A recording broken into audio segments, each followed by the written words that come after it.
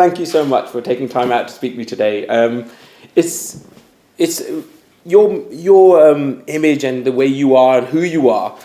It surpasses you as someone who's quite mischievous and someone who's quite enlightened, but also very humorous and I have to say quite informed in some things that sometimes people don't even take time to consider and take a moment to look at some of the smaller things in life instead of always tackling the big things.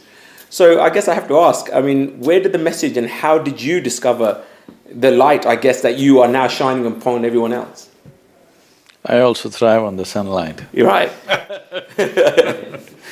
And we have a lot of it in India. Right. The most important thing, the most important aspect of my life is I never identified anything as small or big. Even today, I pay the same level of attention to everything. I have no anything small or big. I have to kind of encapsulate that, I can say this. You know,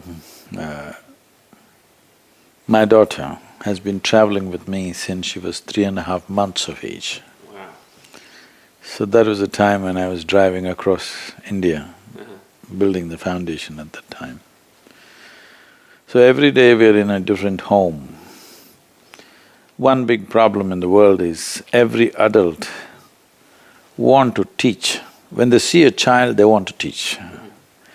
They want to teach them something that's not worked in their life. Okay, interesting. Please give me an example of that. It's obvious it's not worked because between most adults and their children, if you look at it, who is more joyful? The child is more joyful. So who should be a consultant for life? It should be the child. So true. It's just that adults, the only qualification that they have is, they came here a few years ahead of the child. They might have learnt a few survival tricks. Beyond that, they know nothing about life that the child doesn't know. So I made one rule, nobody teaches her anything. Nobody teach her ABC, 1, 2, 3, Mary had a little lamb, because I don't care whether Mary had a lamb or not. Brilliant. So, nobody taught her anything. Because nobody taught her anything, she was all ears. By the time she was 18 months, she was speaking 3 languages fluently. And many other things like that, because no overload of trying to teach her anything. She simply picked up whatever she can. So when she was 12, 13 years of age, she came back from school one day and she was disturbed about what happened there.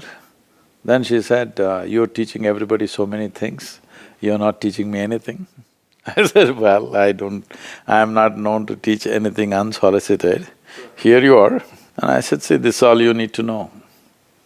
Never look up to anything. She looked at me like this, with a question mark on her face, whether, what about you kind of thing. Right. I said, not even me. Never look up to anybody, never look down on anybody, and this is all.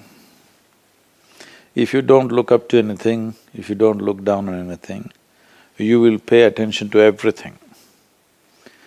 If you pay attention to everything and see everything just the way it is, without prejudice of what is big and what is small, what is good and what's bad, what is virtue and what is sin, simply look at everything as it is, you will effortlessly navigate your way through life.